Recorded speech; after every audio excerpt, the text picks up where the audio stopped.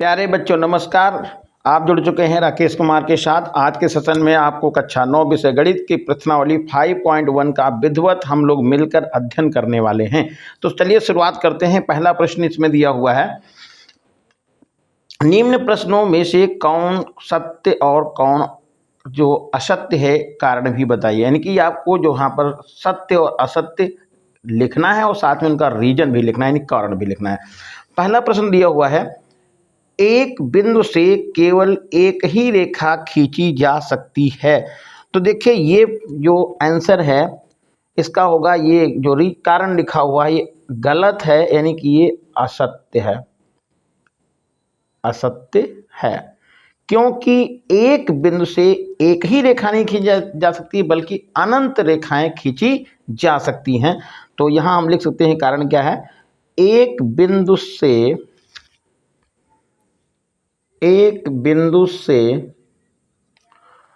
अनंत रेखाएं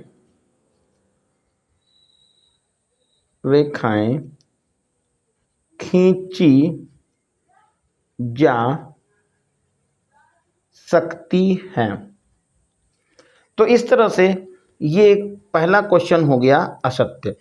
दूसरा इसका पार्ट दिया हुआ है, दो बिंदुओं से होकर असंख्य रेखाएं खींची जा सकती हैं। तो देखिए ये भी गलत है। क्यों? क्योंकि ये दो बिंदुओं से केवल एक ही रेखा खींची जा सकती है। ये जैसे दो बिंदु हैं ए और बी, इनसे केवल एक ही रेखा खींची जा सकती है और ये हो जाएगा असत्य। और इसका कारण क्या लिखेंगे, दो बिंदुओं से केवल एक ही रेखा खींची जा सकती है। अगला क्वेश्चन जो नंबर 3 है, एक शांत रेखा दोनों ओर अनिश्चित रूप से बढ़ाई जा सकती है। तो ये ऑप्शन सही है। क्या है ये? कारण सत्य है। क्या बताया है कि कोई शांत रेखा है, वो उसका आरंभिक और अंत बिंदु कोई निश्चित नहीं होता है। कोई ये जो है इसका आरंभिक और अंत बिंदु निश्चित नहीं हो सकता है, मतलब इनको हम अनंत तक बढ़ा सकते हैं, यानी अनिश्चित रूप से इसको बढ़ा सकते हैं। तो इसका आंसर हो जाएगा, क्योंकि शांत रेखा में प्रारंभिक और अंत बिंदु निश्चित नहीं होते हैं और इसलिए इसको हम अनंत तक बढ़ा सकते हैं। अगला जो क्वेश्चन दिया हुआ है 4 नंबर, यदि दो वृत्त बराबर हैं तो उनकी त्रिज्या आपस में बराबर होती है। देखिए जैसे वृत्त आप बनाते हैं तो प्रकार में दूरी लेके और ऐसे एक ये वृत्त बनाते हैं और दूसरा ये वृत्त हमने बना लिया है। आप कह रहे हैं कि ये तो दो वृत्त बराबर हैं, मतलब कि दोनों में प्रकार में दूरी लेकर के हम समान वृत्त खींचे हैं तो उनकी त्रिज्याएं भी आपस में बराबर होती हैं। या हम ऐसे कह दें, जब बराबर वृत्त हैं तो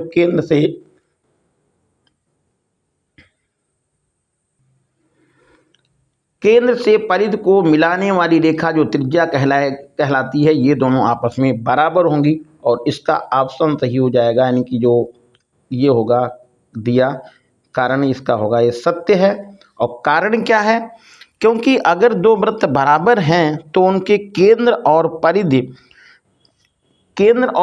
की दूरियां भी आपस में बराबर होती हैं। यदि त्रिज्याएं बराबर होंगी तभी वृत्त बराबर होगा, इसलिए ये सही है। अगला जो 5 नंबर प्रश्न है, यदि आकृति में ए बी बराबर पी क्यू, ए बी बराबर क्या लिखा है, ए बी बराबर ए बी ये हो गया, ये पी क्यू आपस में क्या है, बराबर हैं और पी क्यू और एक्स वाई बराबर हैं, तो ए बी बराबर एक्स वाई ये सिद्ध करना है। तो इसको देखिए, जैसे हमने यहाँ पर वाई को फिलहाल ये 3 रेखाएं यहाँ पर हमने देख ली हैं, खींची हैं और लिखा है कि ए बी बराबर पी क्यू। यहाँ पर हम एक्स वाई को बंद कर लेते हैं। तो जैसा कि आप देख पा रहे हैं यहाँ लिखा भी है कि ए बी बराबर पी क्यू, ए बी और पी क्यू आपस में बराबर है, तो यहां आप लिख सकते हैं ए बी बराबर पी क्यू। अब इसमें क्या किया है, पी क्यू बराबर एक्स वाई, हम इसको बंद कर लेते हैं, तो हो जाएगा पी क्यू बराबर एक्स वाई, ये दोनों चीजें दे रखी हैं।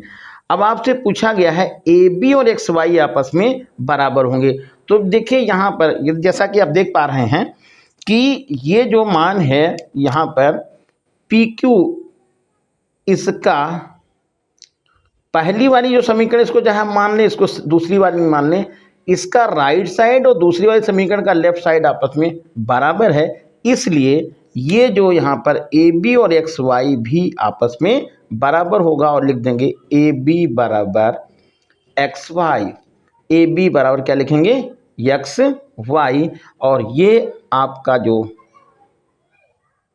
दिया हुआ है कथन ये है सत्य।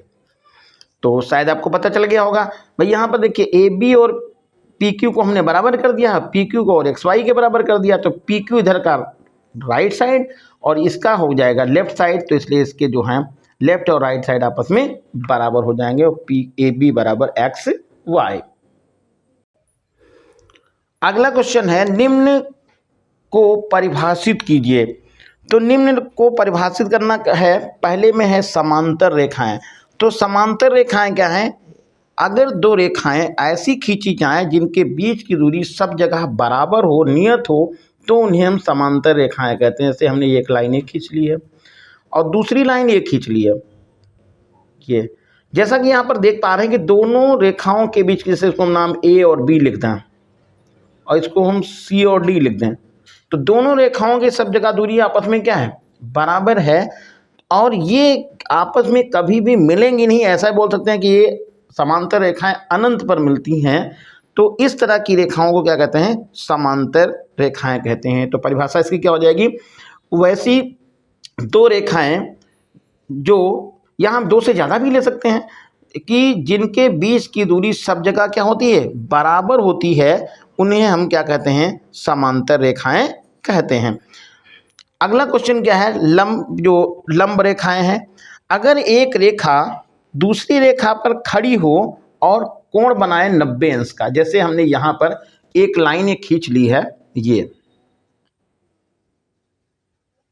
खींच ली, इसका नाम लिख लिया हमने ए बी, और दूसरी लाइन इस पर ऐसे खड़ी हो, ये इस तरह से, साथ में शर्त ये है कि ये कोण कितना बना रही हो, 90 अंश का कोण बना रही हो, तो ये रेखा जो हमने दोबारा खींची, जिसको नाम हम लिख देते हैं C and D, C D रेखा ए बी रेखा पर लंब है।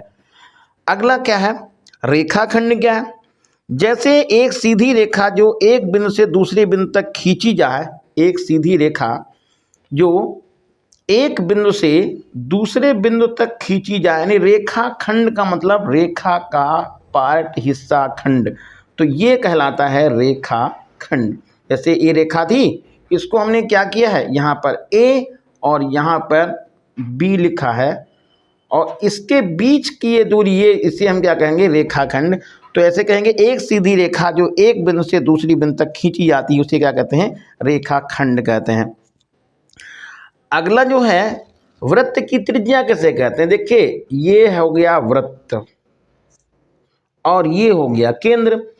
वृत्त के केंद्र से परिधि को मिलाने वाली रेखा त्रिज्या कहलाती है। क्या कहलाती है, त्रिज्या कहलाती है। केंद्र से परिधि को मिलाने वाली रेखा त्रिज्या कहलाती है। फिर है अगला, वर्ग किसे कहते हैं। वर्ग वह है, वो चतुर्भुज है जिसकी चारों भुजाएं, वर्ग क्या है, वो चतुर्भुज है जिसकी चारों भुजाएं बराबर होती हैं, लेकिन साथ में एक शर्त होती है कि इन दो रेखाओं के बीच, जिसको कह सकते हैं संलग्न भुजाओं के बीच कोण होता है 90 अंश, वर्ग कहलाता है। जैसे यहाँ पर हमने ये खींचा है ए और बी और सी और डी, ये हमने चार भुजाओं से घिरी हुई आकृति खींची है, और भुजाओं को क्या रखा है, ये चारों भुजाएं आपस में क्या हैं, बराबर हैं, और किन्हीं दो संलग्न भुजाओं के बीच में जो कोण है वो 90 अंश होता है, इसे हम वर्ग कहते हैं। अगला क्वेश्चन दिया हुआ है, नीचे दी गई अवधारणाओं पर विचार कीजिए। पहला क्या है, दो भिन्न बिंदु ए और बी दिए रहने पर एक तीसरा बिंदु सी ऐसा विद्यमान है जो ए और बी के बीच स्थित होता है। दूसरा बताया, यहाँ कम से कम ऐसे 3 बिंदु विद्यमान हैं कि वे एक ही रेखा पर स्थित नहीं हैं। क्या ये अभिधारणाएं अविरोधी हैं? अब जरा इसको समझिएगा। जैसे हम पहले अवधारणा की बात करें, दो भिन्न बिंदु ए और बी दिए रहने पर तीसरा बिंदु ऐसा विद्यमान है जो ए और बी के बीच में स्थित है। हमने कहा कि दो कोई बिंदु ये हो गए ए और बी, ये कोई दो बिंदु हो गए।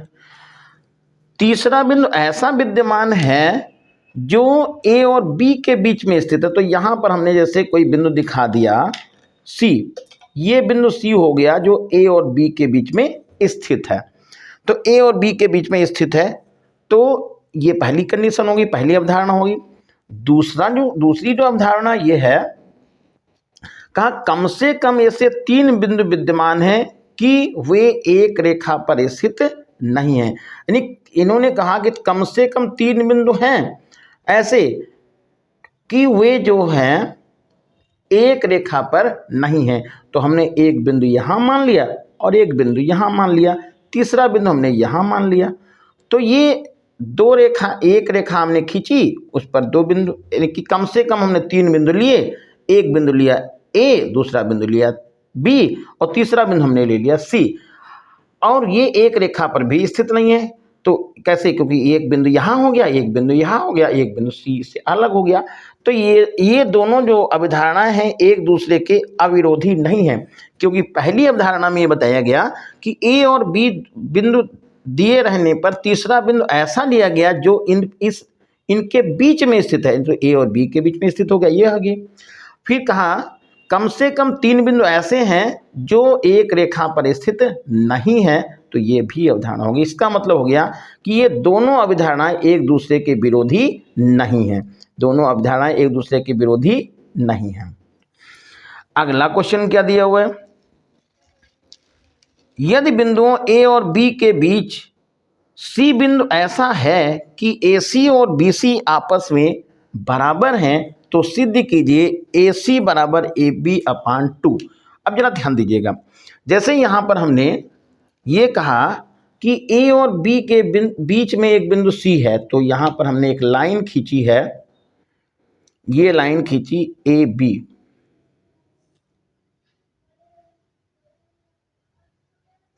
ए बी लाइन खींच ली।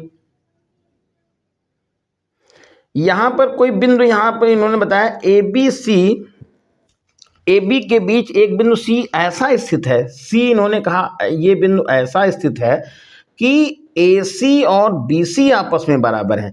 शर्त इन्होंने बताई ए सी बराबर कितना है, बी सी है। ये दिया है, ये क्या है आपको ज्ञात है, ये है ज्ञात, ज्ञात है। तो सिद्ध क्या करना है, सिद्ध ये करना है कि ए सी बराबर ए बी अपान 2 लिखना है। अब देखिए, यदि हम यहां पर ए बी को लिखें तो ए बी बराबर हो जाएगा ए सी प्लस सी बी या बी सी। ए बी को हम लिख सकते हैं ए सी और प्लस सी बी, तो ए बी बराबर A C plus C B. A B को तो हमने लिख लिया ए बी, और ए सी और बी सी आपस में बराबर हैं, तो यहां पर हमने लिखा ये ए सी की जगह पर तो ए सी लिख लिया, और बी सी या ए बी, देखिए बी सी कहें, बी सी कहें या सी बी कहें, ये दोनों बराबर हैं, यहाँ पर शर्त दे रखी है, तो हमने यहाँ पर ए सी लिख दिया है। अब जरा देखिए, ए सी और ए सी मिलकर 2AC बनेगा, तो ये हो जाएगा 2AC बराबर ए बी। तो AC बराबर क्या हो जाएगा, AC बराबर हो जाएगा AB/2 और यही आपको सिद्धि करना था कि AC बराबर AB/2। अगला जो क्वेश्चन दिया हुआ है,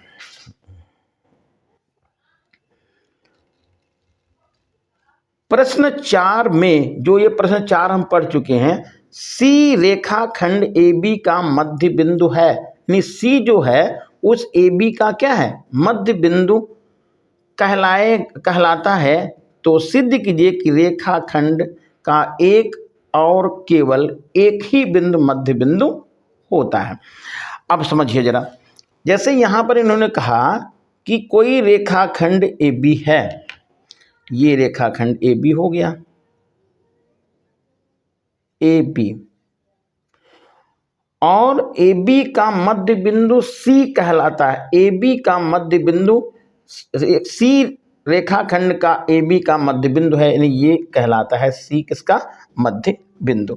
तो आपको ये दिखाना है कि केवल जो C एक ही बिंदु होगा, तो हम ये मान लेते हैं केवल एक ही मध्य बिंदु होगा। तो ये हम यहाँ मान लेते हैं कि ये C तो मध्य बिंदु है, लेकिन हमें कोई बिंदु और D मान लेते हैं मध्य बिंदु। ये हमने D मान लिया और लिख दिया कि माना D बिंदु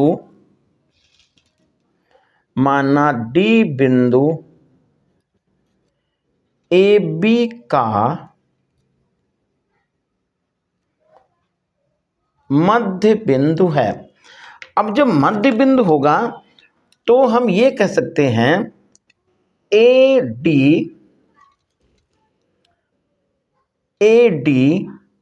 बराबर BD, ये दोनों कह सकते हैं क्योंकि ये मध्य बिंदु है, हमने क्या माना है, इसको मान लिया, तो AD बराबर BD। और साथ में यहां पर दे रखा है कि C रेखा का मध्य बिंदु है और ये ज्ञात है। ज्ञात क्या है, ज्ञात है कि C बिंदु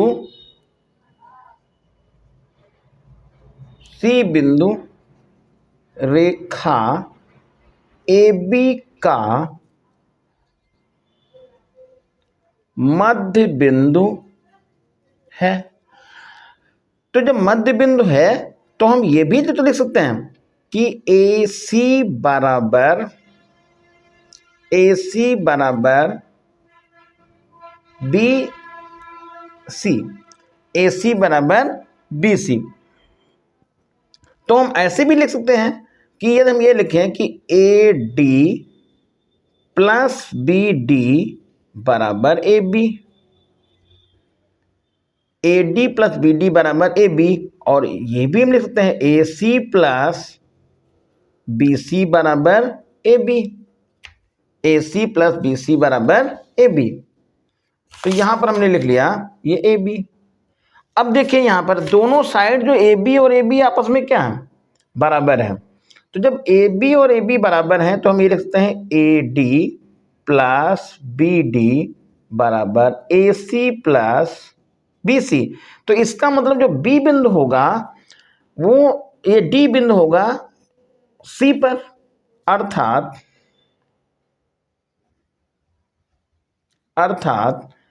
D बिंदु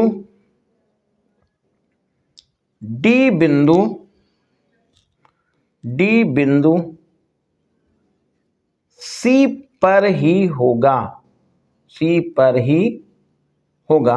तो इससे फिर ये बात स्पष्ट हो गई कि AB और CD आपस में फिर क्या है, AB, यहां पर AB को और CD आपस में बराबर हैं, नहीं AB और CD आपस में बराबर, तो C बिंदु कहां पर हो जाएगा, D बिंदु C पर ही होगा। और केवल ऐसे होगा, केवल मध्य बिंदु में एक ही बिंदु हो सकता है, इसलिए जो मध्य बिंदु होगा वो दो नहीं हो सकते हैं। फिर मध्य बिंदु कहां पर होगा, ये D बिंदु C पर ही होगा। अगला क्वेश्चन देखते हैं। अगला क्वेश्चन है, आकृति में यदि AC बराबर BD हो तो सिद्ध कीजिए कि ए बी बराबर सी डी। जैसे कि यहां पर देख पा रहे हैं ए बी सी डी, एक लाइन खींची है ए डी, यहां पर बी और सी बिंदु इस प्रकार हैं कि कहा गया ए सी मतलब यहां से यहां तक का ए सी बराबर कितना है बी डी। तो सिद्ध क्या करना है कि ए बी और सी डी आपस में बराबर हैं। तो देखिए जरा इधर हमने लिखा यहां पर ए सी को लिखा, ए सी बराबर बी डी है, तो हमको क्या है ज्ञात है। तो ए सी को लिख सकते हैं, ए सी को लिखा A B plus B C, A B plus B C, क्योंकि बी बिंदु ए और सी के बीच में है, क्योंकि बी बिंदु ए व सी के बीच में है। ये हो गया। अब यहां हम बी डी को लिख देते हैं, बी डी बराबर, बी डी को लिखेंगे B C plus C D, B C plus C D, ये B C plus C D हो गया। क्योंकि ये जो है सी बिंदु,